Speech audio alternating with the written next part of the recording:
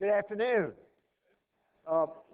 You know who I am. I'm Bill Bloodworth, and I agreed to kick this open forum off today because Dr. Azziz has been busy talking to people since, I don't know, 6 o'clock this morning or something like that, starting with a radio station. Then he had to meet with the President's Cabinet at Augusta State University. And then he had to meet with the Faculty Policies Committee at Augusta State University. So, you know, his vocal cords may need just a little bit of rest. So I said I'd start this off, and this is, I forget which number this is in the sequence of open forums that we're having. I know that it's my next to last one. We have one coming up in June, and then I'm off to other things. So it's a pleasure to be with you. I see this is really an open forum, and a lot of open seats here. And I see some things never change. You walk into a classroom. I walk into a classroom of a class where I'm the instructor at Augusta State, and everybody's sitting in the back, just a few in front. You walk into a faculty meeting at Augusta State, most people sitting in the back, few people in front.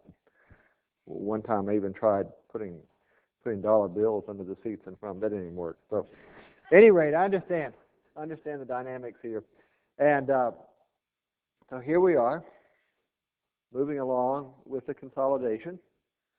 Augusta State University and Georgia Health Sciences University. As I like to phrase it, we're creating a new university that's going to replace both ASU and GHSU. That's a new entity. The two previous entities go away, and the new one is created. And it's interesting, and it's good. And I thought I would just offer, while Dr. Azziz continues to take a little break of his very busy schedule today, to answer any questions that you might have of me, especially if they happen to be questions for which I have an answer. So let's start out that way. I've got a lot of things I could say. I really like a lot of what's happening here as we try to make the consolidation work for the people at both of those two institutions that will go away once the consolidation comes into effect. I think, and I have to compliment Ricardo Azziz for his effort in doing that, in making this a kind of people considerate transaction, so that we're finding places. And we understand that over time maybe things will change, but the fact that we're going forward with a lot of thought given to the actual people who work at both institutions and what they might do in the future and how they might all have a role pleases me very much. And I give Dr. Azziz the credit for moving us down that direction. Now, having said all that, let me see if you have some questions that you might like to ask of me. Here we go. It might be interesting to hear your perspective on, I guess, the attitude among current faculty and current students and applicants, the applicant pool about the consolidation. Among faculty and staff and students. Has the attitude been evolving over the last few weeks? And then what have you seen in terms of the applicant pool, the student applicant pool? Numbers, what does it look like? As people start getting wind of this, they know the consolidation is going to occur. So how are students who apply to ASU, how is that changing, or is it changing? That's a little hard to tell as far as students who are applying is concerned, because we're up in the students who have applied for admission and who have been accepted. But that jury is out until the first day of class, because the way admissions works for us, if students meet the requirements for admission, we continue to admit them until there's no more time left to admit them. In other words, there's not a cutoff time for us. But our admissions process takes place when some other institutions to which some students wish to go have cutoff points. For example, April 1st is the first cutoff point for admissions at the University of Georgia. And so we know after April 1st that some students are taken out of the mix. But it looks as though we're up compared to last year in terms of admissions by what was that number, Ray? 180 or so? Yeah, students. So we see now whether students are doing this because of the consolidation, I don't know. You know, it's amazing what students don't know about an institution. And we do know that there are probably a few students out there who are thinking that if they are now being admitted to Augusta State University, that after the consolidation, that they will have an easier route in the medical school than they would otherwise. So there's probably some of that at work out there, but we don't, you know, we don't really know what all the factors are that are influencing student behavior at this point. Well, you know, the faculty, my impression, at least on this campus and from the ASU faculty I've spoken with, is an excitement. It's really, I think the trepidation that may have been present at the beginning is turned into sort of excitement, the possibilities about the consolidation. So I was just sort of curious if you'd seen that sort of thing in the ASU students, excitement, building about the consolidation. So it's probably too early to see that in the applicant pool, I suspect, but I guess I was curious if you had seen any index of. I don't know about all of that. I know one of the things that's going to be, I think it's going to be interesting. I don't see that's a problem, is that the new university will, you have different kind of students here. You know, you have a set number of students who can be admitted to programs. You're operating as a statewide institution. You're getting what is arguably the best students who have applied for medicine or allied health and nursing and so forth. And we're a little different in that respect, in that we take students that meet the admission requirements for admission to a state university, and then they work their way in, for example, into a program in nursing. So we have quite a different kind of student than you've achieved in the past. You have the kind of students who are probably programmed for academic success, more so than some of our students are. So we have the job of bringing them along a slightly different way than you do at Georgia Health Sciences University. But I think what will happen in the end is, since we'll have students of both kinds, the new university will be a richer, better institution of that kind. It will still have elite programs, but it'll also have a kind of access mission and do a great deal of good in society by taking some of those students who would not have been accepted to the University of Georgia, Georgia Tech, and helping them along, making it possible. You see this all the time at Augusta State. You know, we get lots of students who come from families with little college experience, and they do struggle. Some fall by the wayside, but some of them do indeed succeed. And so that mixture of students will be interesting. And I think our faculty are pretty good at dealing with our kind of students, as well as with some who are in that category, the kind of students, really very good students that Georgia Health Sciences has been admitting all along. But there'll be that sort of diversity and preparation among the student body in general that may be a slightly new thing for Georgia Health Sciences faculty. Right. But we've been doing it for a long time. Thanks. That's a long answer. Jim. Can you use the microphone? Just. I came from Atlanta. You came from where? North Carolina, I think. But you and I and Dr. Azziz know how important philanthropic support is, and you've done really well with a few people in this community. The whole college is one that's named after a person. We had one $20 million gift from a fellow who owns some radio stations over there. But other cities have been much more supportive of this university than Augusta has over that period. For example, Dr. Azziz likes to do studies, twin studies.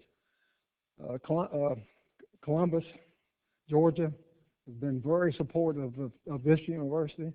He likes to do studies at MUSC, Medical University of South Carolina, where their endowment there has grown twice as much as ours has in the last 20 years. and we were about neck and neck about 2000. Why is this city not as supportive as some other cities?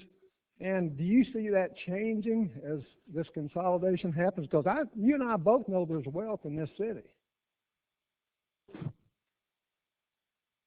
Well, no, it's a really good question. You know, there is considerable wealth in Augusta, but it's a different kind of wealth than you find in some other cities. For example, you know, in Columbus, Georgia, you still got major corporate headquarters in Columbus that's fueling some of the wealth in Columbus. You've got a different kind of leadership there. There's wealth here. I don't know exactly how to answer, except this new Georgia Health Sciences has always had a statewide presence, and now we will be a comprehensive research university with a statewide, regional, and ultimately national presence. People like, as you know, people like to give money for new and good things.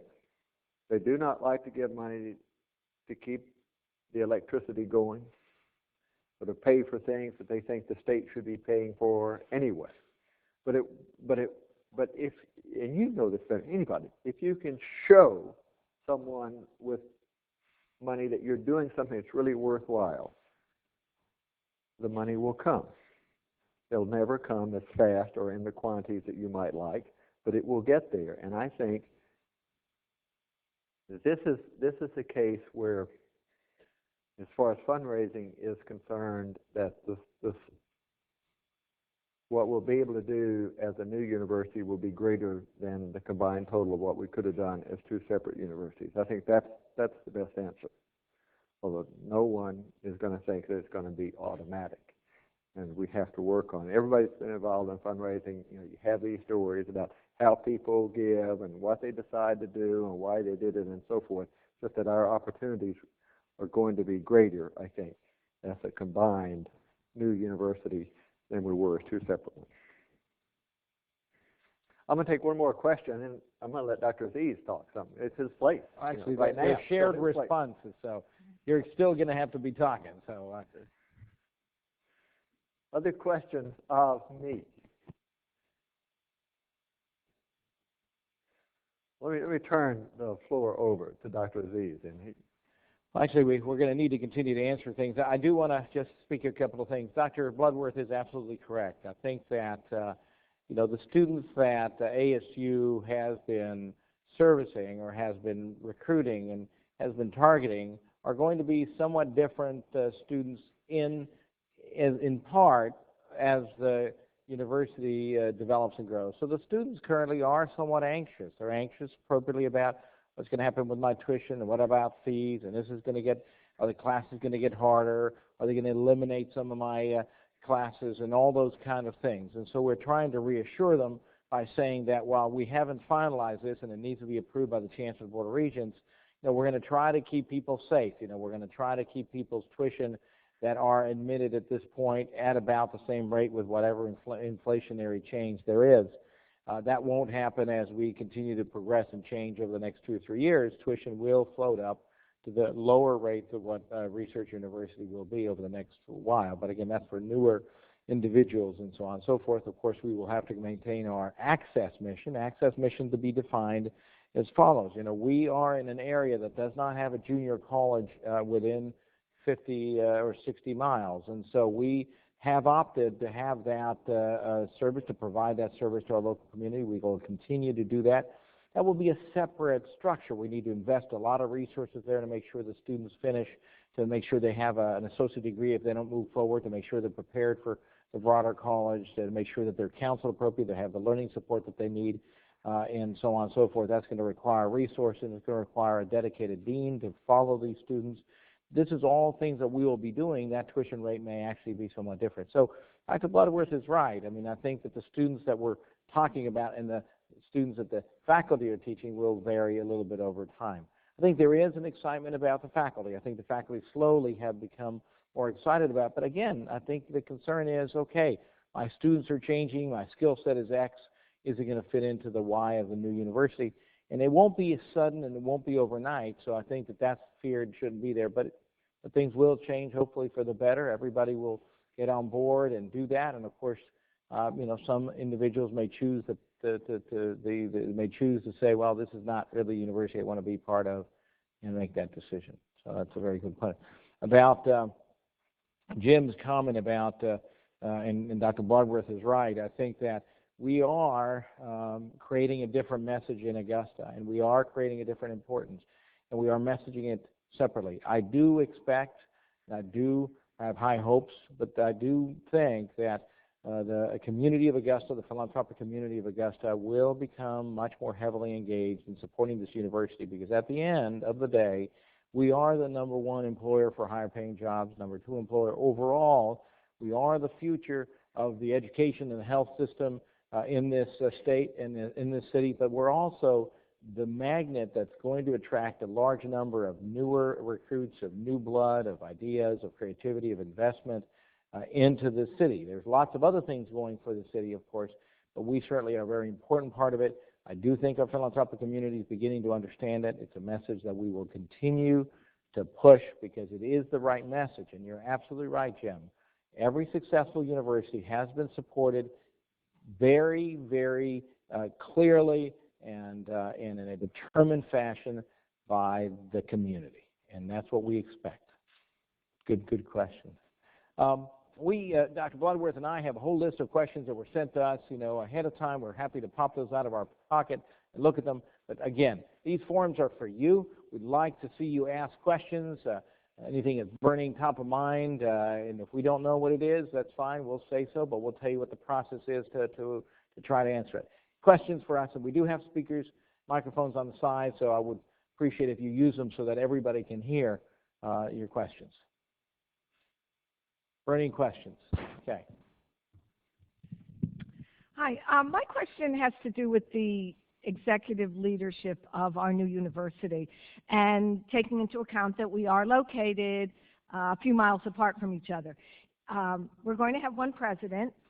Are there going to be chief executive officers or chief operating officers on each campus that are equivalent or that are equal, or are we going to have a president on one campus, a provost on another campus, or is the entire executive leadership going to be in one particular place?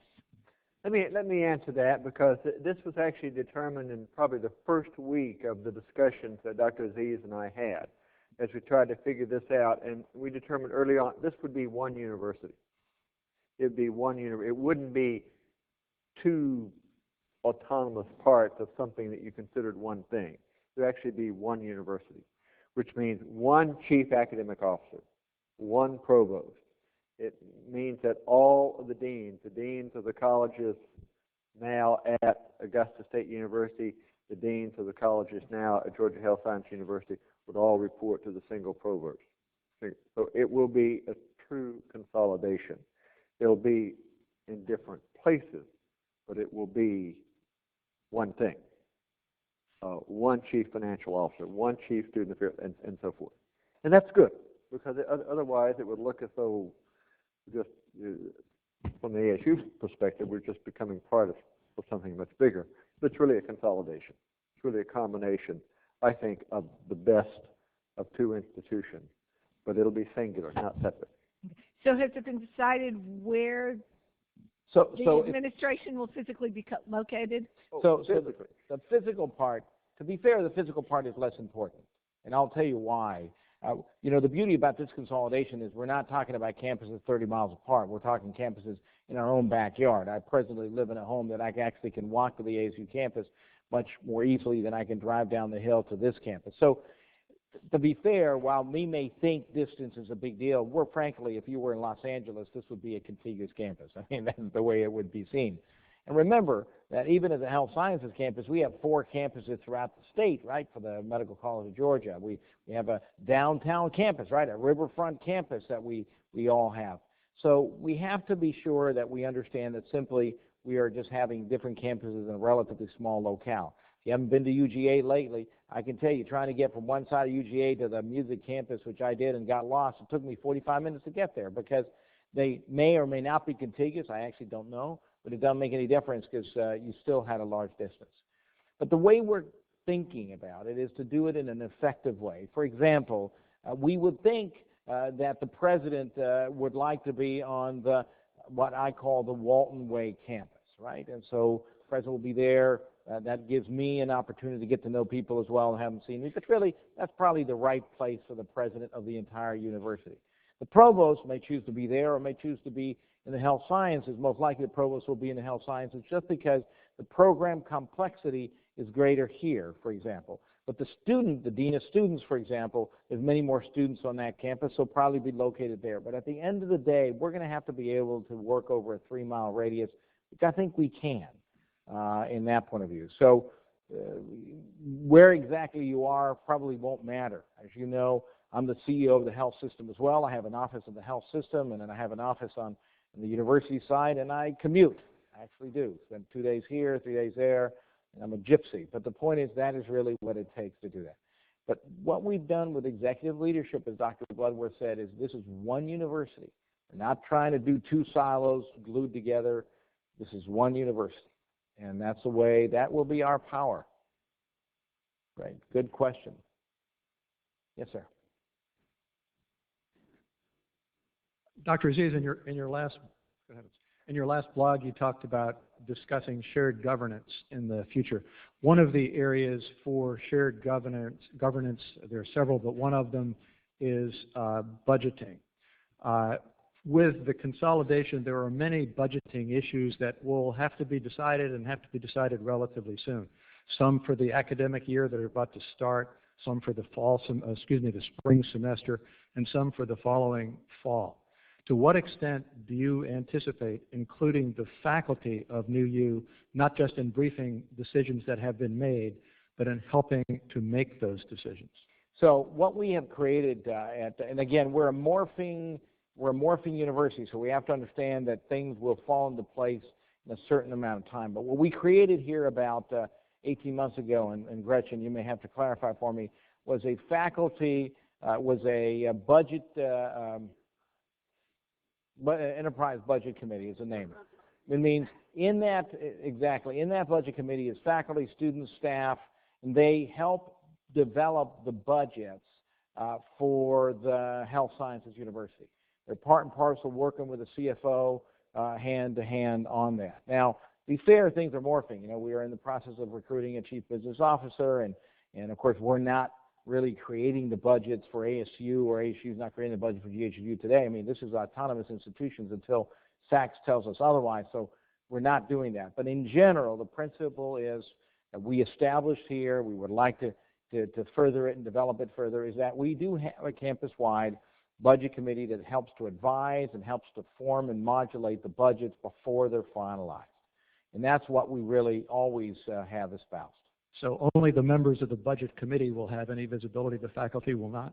Well, the answer to this, and I think this is one of those things that is different, we cannot run a billion-dollar enterprise by consensus of all the faculty, or all the staff, or all the students, or it just doesn't work like that. And that is something that if you're suggesting that every single faculty member needs to speak on the budget, that will not happen. You will have to have representations of the committee. Now, the committee members are supposed to, right, get input from their different constituencies. Are these committee members selected by the faculty or selected by administrators? Well, that is a good question. I think they volunteered. I don't know. I didn't select anything. How was it done? The faculty leaders were elected through the Senate. So I don't actually run that budget. Okay. The CFO does it with the committee. Now, shared governance, I'm going to speak to the shared governance, and I'm going to send a blog letter. Shared governance means that we share the responsibilities and the duties, okay? Because at the end of the day, this is not about abrogating the leadership responsibilities to the faculty or the students, and vice versa. Having faculty who basically say, we don't have anything to do with this, it's your issue. Shared governance means that leaders and faculty work together to resolve issues, but they have to be done promptly. It can't be done by 100% consensus. A consensus-driven process in a 10,000-employee enterprise is basically impossible to do that. So we have to do it through representation. That's how we do that. And so we have representatives. But we do have a process by which our staff and our students and our faculty have a voice in the budgets that are created.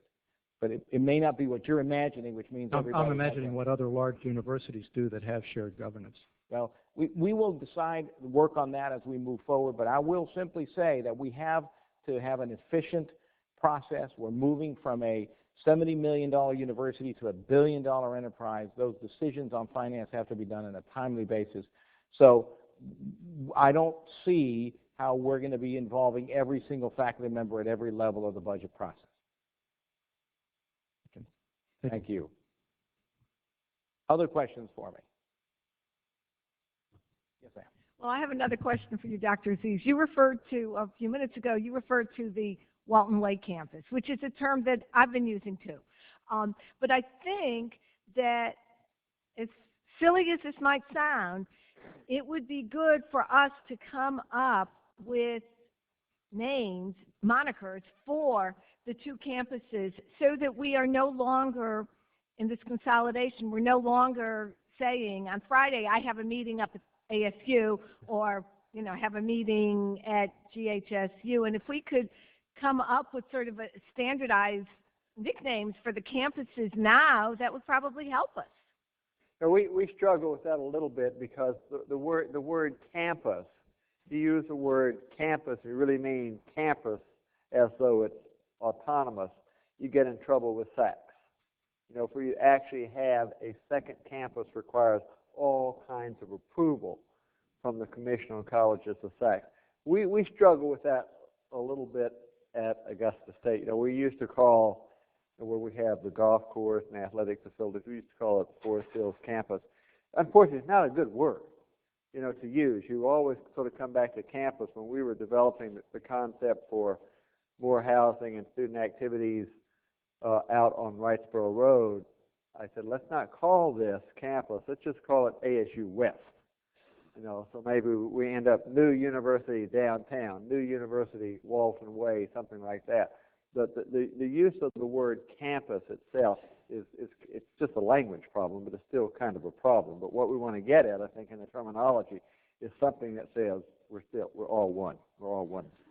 Hopefully, we're going to get the campuses to help us develop that. I'm just right now struggling as to call it the Somerville or the Walton Way or the ASU campus, and you're right about that. We will have to come up with a clear definition. But to be fair, you know, we need to do that for a lot of things. You know, this campus, I don't know how ASU's campus, but this campus has monikers for the buildings that I can't figure out at all. I've been here for 2.5 years, and, you know, the HB. Now, the HB actually refers to a campus whose name, it's a building whose names actually are Z and Y. I mean, it has nothing to do with, so we really need to do a whole renaming thing. I think all of us have to be involved in it, because right now it's nonsensical. And of course, we're going to have to develop that, right? You know, what are we going to call the Riverfront campus? Riverfront campus? I mean, is it a campus? We shouldn't say campus. We should, you know. So that's a good question. I don't have any solutions for that simply, and of course, we're hoping that all of us will be part of that.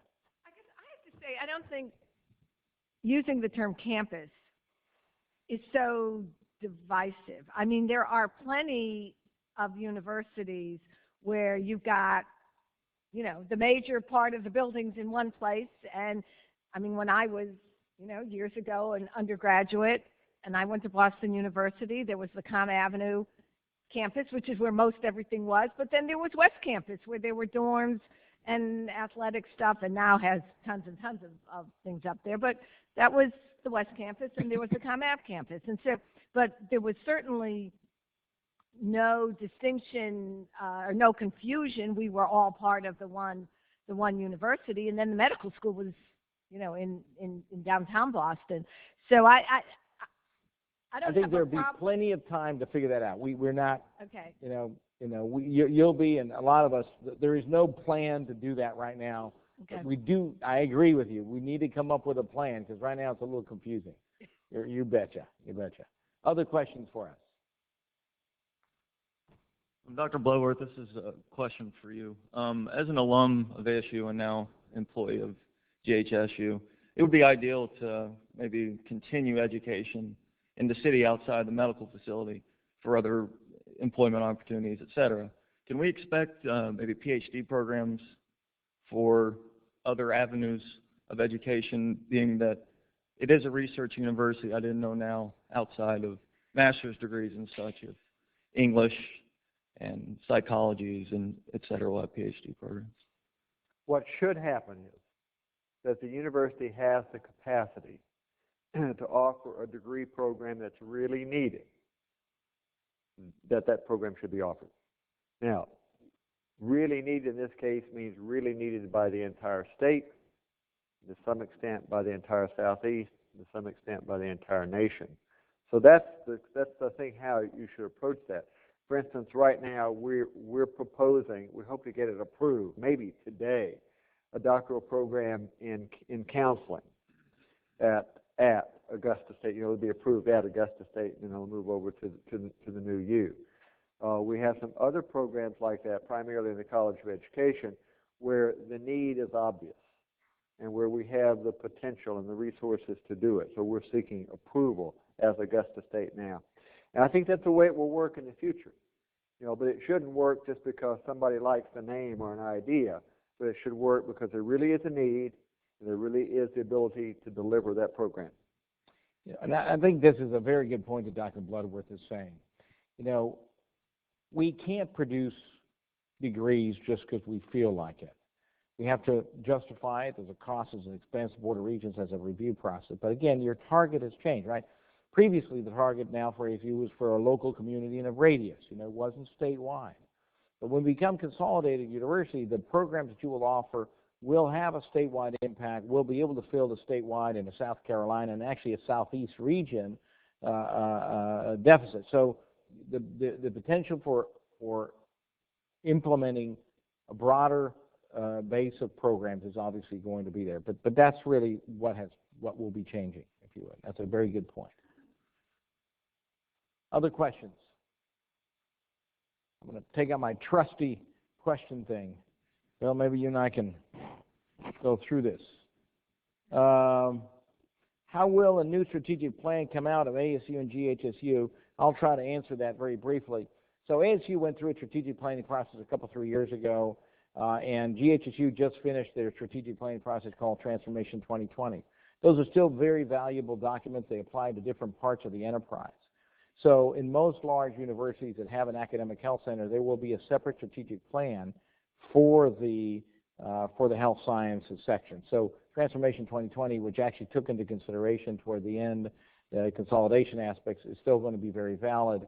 The question is, what do we do about the whole university? And what we are hoping to is, as soon as we consolidate in the spring of 2013, we begin a very rapid strategic planning process. You know, having been through 2 of them already here, I think we're going to have a pretty good system in place. But we do need to have a strategic plan for the entire university. It will be fed from these other strategic plans, if you would. They will serve as information items. But we do need to create a strategic plan for the whole new university as a new university, and it will be sort of overarching, if you would, over Transformation 2020 and anything else. Of course, then the colleges will each have to come up with their own strategic plan and so on and so forth. Okay? I'll take the next 4 questions. Will there be a larger student body? Yes. Will there be more restaurants on campus? Yes. I'm trying to figure out where these questions come from. You know, that second question about restaurants must have to do with, I don't know, if there's someone around who's displeased with the food service now, or the prices, or something like that, or the menu, perhaps. Well, yeah, you know, as you grow, of course. Will there be more non-local students? Yes. Will there be dorms? Well, there already are, in a sense.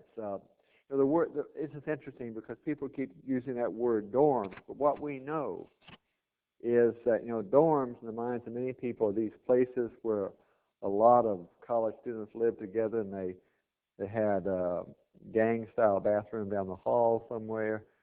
And we learned when we first got into the student housing business that students today expect a certain number of feet of closet space. For instance, they expect their own individual bathroom facilities. For instance, at our experience with University Village, we thought, okay, this is what the consultants told us. Okay, you build a few 2-bedroom apartments, but you build more 4-bedroom apartment. Now, 4-bedroom apartments all have, one student per bedroom, and bathrooms that have some separation in them, different laboratories and so forth. But guess which of those were the big sellers? The 2-bedroom units. So it's not really dormitory. I don't know what your dormitory experience was like. I'm not going to tell you what mine was like because it was really gruesome. But it was a very long time ago. So what we will be building will be residence halls. And they'll be a little different for different kinds of students. So the goal in the immediate future is to get housing for freshmen. At some point in the near future, we will almost certainly be requiring that new full-time freshmen who come from beyond the commuting area must live on campus. So we've got to have the suitable kind of housing for them, not only the right footage of closet space and so forth, but also the spaces that allow them to study and interact and work well, and then probably move on after freshmen to different kinds of housing. So what you will see over time is the development of a fairly complete, large housing system for students. Right. That's very good points. I'll take the next one. Will programs be cut? Well, that's sort of a big, broad thing, but we're not. This is a consolidation about growth, not cutting. So I don't see that any programs will be cut other than for the usual reasons that programs are cut. The enrollment is declining, the need isn't there, X or Y or Z. I can't even imagine one, but there is no concerted plan for the consolidation to lead to programmatic cuts. Remember, we are primarily a synergistic consolidation, right? Health sciences faculty will be able to occasionally give a seminar in the School of Business, but certainly can't carry, right, a degree of business, nor can they teach. Vice versa, right? The faculty in social sciences may occasionally be able to provide insight and teaching in medical education, for example, but they can't really lead it and so on. So the beauty about this consolidation is we are truly creating a bigger American university. That is what we are doing. This is not about, okay, which business school are we going to close and so on and so forth. That is not an issue. So I can't say which program will be cut. But we cut programs all the time. We have probably, in my years as president at Augusta, we probably cut more programs than we've added. But there are programs that are a minor in this, a concentration in that, and the demand has gone away, faculty interests have changed, and so forth. Doesn't mean that we have cut jobs, but we have cut academic programs, and we're constantly cutting and adjusting on those. Okay. Will there be job losses? So Dr. Bloodworth has said we have really made an effort to ensure that we preserve jobs. Okay, this is a recession. This is a time of difficulty for all of our peers and friends and neighbors. But it's also an issue that ASU is quite lean, and GHSU has been going through a leaning down period. Now, will jobs be lost eventually? Sure. I mean, there is a 10,000 employee enterprise. Things come and go. There will be, but there is no plan for that. We are really trying to create an organizational structure where people's positions are preserved. Over time, we will be a new university with potentially new standards and new goals, and people, as I said earlier, may choose to be part of that university or not, and that's really what will happen. But our biggest goal is to grow, right? If we do not grow, we begin to shrink, then that's going to be bad for all of us, okay? I think it's important that we actually understand that we need to grow, but we have no planned job cuts and job losses. Will some happen because of many other reasons? Sure, but nothing planned. You want to take the next one? Majors added? I go through. Yeah. Will majors be added or lost? I think that probably both. Some will be added, and maybe as we go down, some will be lost, but I think the gain will be greater than the loss as we go forward. Will my classes get harder? Let me ask a question of you. Is there anybody in here who took English 101 at Augusta College? Okay, my question is, could it be any harder? Could it be any harder, could it? ASU has this image in certain parts of the community as Harvard on the Hill, and that's actually a negative image. It's seen as too hard in some respects, too demanding. But it's actually kind of a point of pride with us, because we know this is where we had been. I remember some years ago, I was at a session with your then provost, with Barry, and someone was asking this question that had to do with admission standards, and he said, let me explain the difference between the then medical college and ASU. He said, what he said was, MCG is hard to get into, easy to get out of. Augusta State's easy to get into, real hard to get out of. So I don't think things are going to get a lot harder. They're pretty hard to begin with. You know, that is something. And I don't mean that they're in the right term. I mean, I think that we have a tradition, as you do too, of making sure that when students get credit for a class taken at Augusta State University, that credit has value, that it means something. And that's the key. Remember that, again, we do have different offerings, and the university will then be a more comprehensive university. But I don't expect that things will get harder in that particular class unless we have a class that is underperforming. But that is a part of your normal, rigorous, again, Composition 101 will continue to be Composition 101 whether you have a medical school affiliated with the university or not. I mean, it's not any different. So we just have to make sure we are competitive. You know, what will drive our competitiveness is not really our consolidation. What will drive our competitiveness will be our competitors, okay? And who are we trying to market against? From whom do we want to be attracting students from, and all those kind of things. So as we become aspirational, right, as we say we want to be able to compete head-to-head with USC in Columbia, or University of Florida, or UGA, or UAB, or whatever it is, then that's really what our competitiveness is going to be determined. But it isn't a consolidation per se. And obviously, the classes will continue. They have their own credit. They'll have their own requirements. And so we will continue to do that. But that's a good question. The last question I found here is, will my tuition go up? And the answer is, well, it depends on how long you stay in school. So you want to go ahead and graduate, just as quickly as you can. Do not delay. Because as we go down the line, I think there's going to be a great deal of interest in the next few years to increase tuition as little as possible and only as much as necessary. But this is a comprehensive research university being created. And the tuition level for that and the need for tuition in order to sustain the university is different than what it's been at Augusta State University. So tuition, yes, maybe not your tuition because you're going to graduate very, very quickly, but in the future, the tuition in general for students will, of course, go up. And that's exactly right. The issue has to do with whether you want to focus on the "my" or on the word tuition.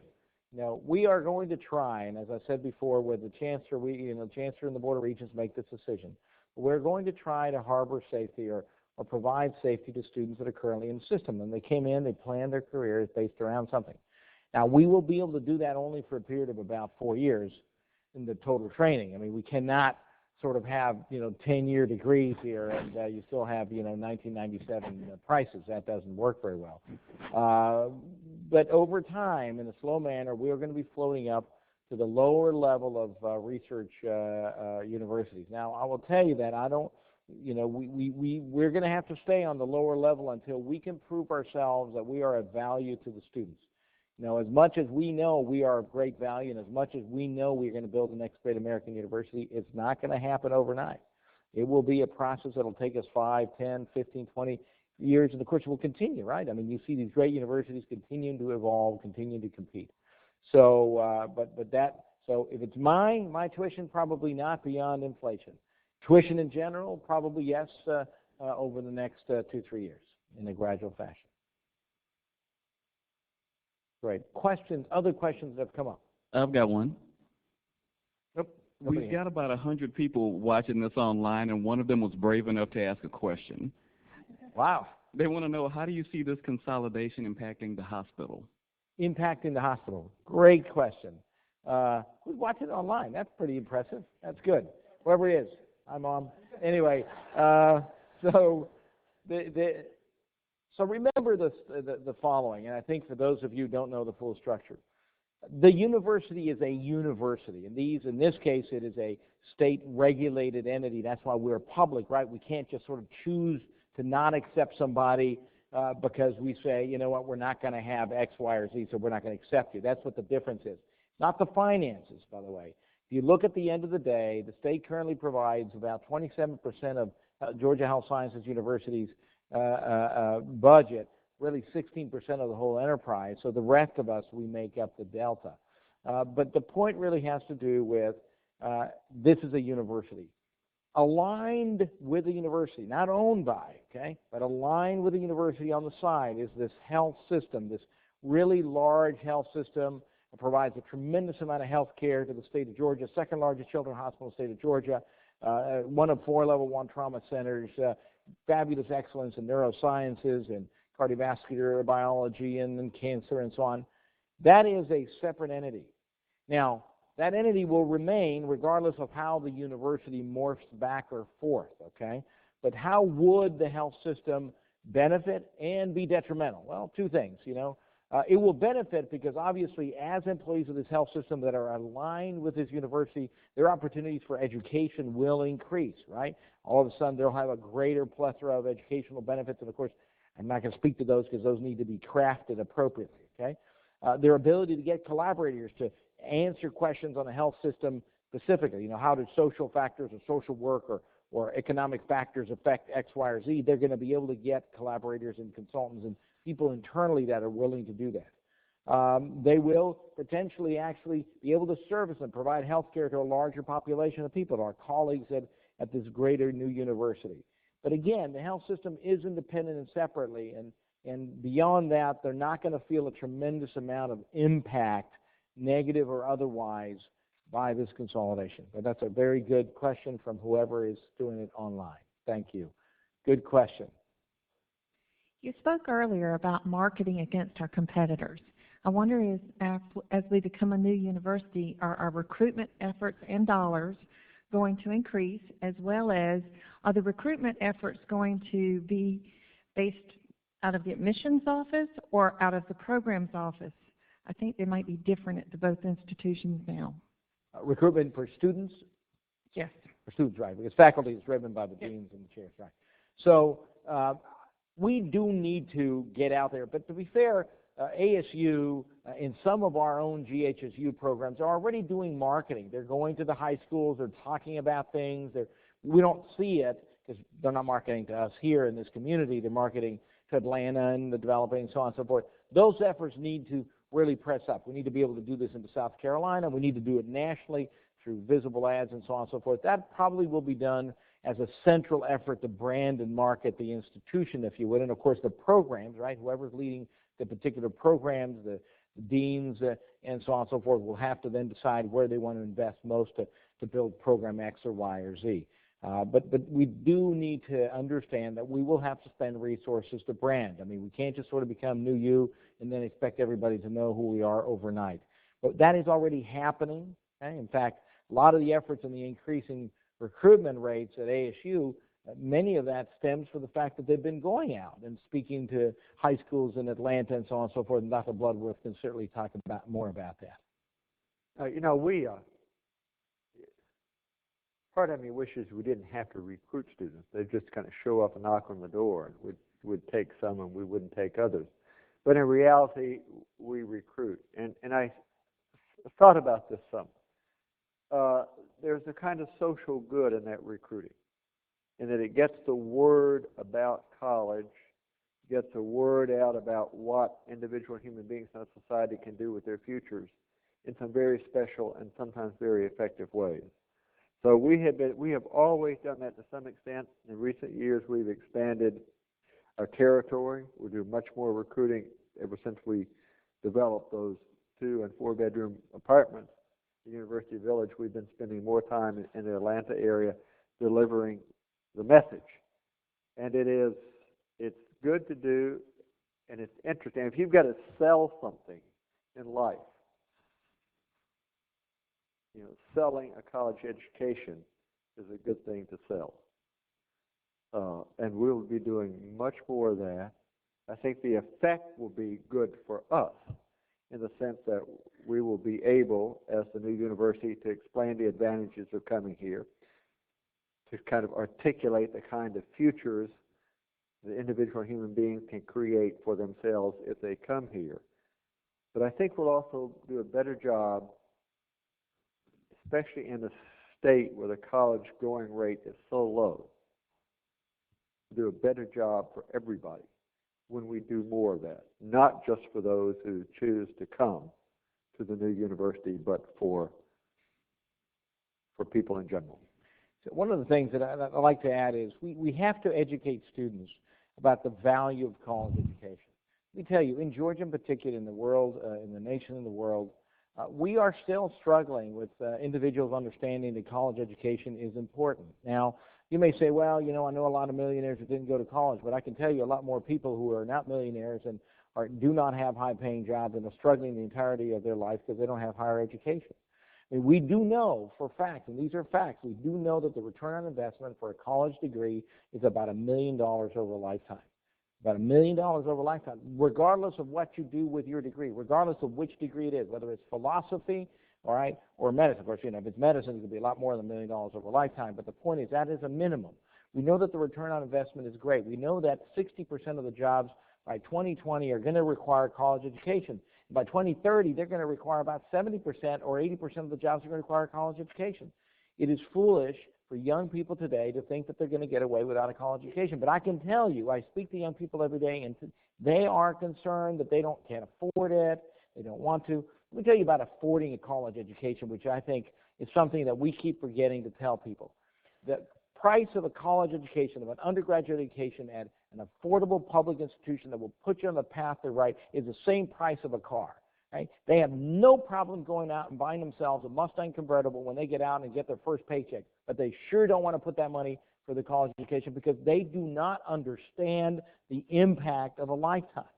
So we do need to do a lot of recruiting, and as Dr. Bloodworth says, it's a great opportunity to tell kids why that fast food job may sound really good and you can buy your car tomorrow, but at the end of the day, you're going to be doing that fast food job when you're 55. So that is my story.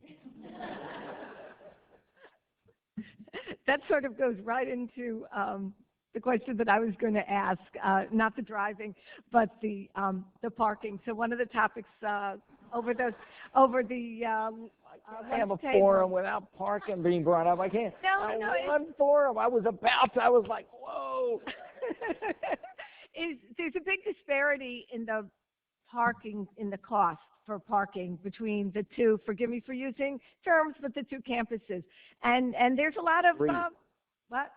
3 campuses. Health sciences, health system is different than the health sciences, right, which is different than ASU. So right, you got 3 different pay rates, yes. And any thoughts on how that's... Ask us how we fixed this pay rate differential between the health system and the health sciences university. Okay, how did you do that? We didn't do anything about it. We haven't even dared face it yet. So there is my answer to you. We'll figure that out later. Apparently, that's all we have time for. One last question here. One last question. I would wait till the end. I know. Sorry, I'll make it fast. I'm a current doctoral student here at GHSU, and one of the questions I had is I know y'all have so much on your minds right now with the change and the growth, but I know that we're getting public health is one of the areas I think that this campus really, I know it has plans to expand with maybe possibly, I know we're getting the master's in public health, or we're thinking about it, or it's in the... We have a master's. We have it, okay. I knew it was here.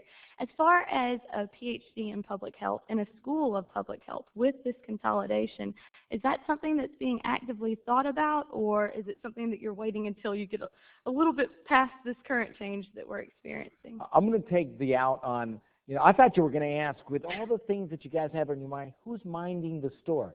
So the answer to you is as follows. Yesterday, we inaugurated the Institute of Public and Preventive Health.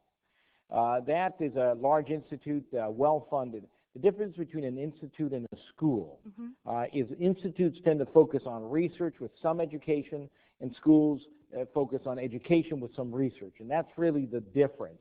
It has to do with credentialing differences and so on and so forth. The Institute of Public and Preventive Health will certainly continue to expand its offerings around the educational arena. Certainly, because it's going to be very heavily research-focused, we expect that doctoral programs will grow as they do. But again, our focus at this point is to grow that Institute of Public and Preventive Health, to partner with our ASU colleagues in many areas that overlap, social sciences, social work, business, and so on. And that will be a great offering for this new university. Do we have plans tomorrow to have a School of Public Health? The answer is no, but we have an Institute of Public Health. Again, the differences are subtle, but they are there. Okay, thank you. Thank you. Thank you much, everybody. Appreciate your being here.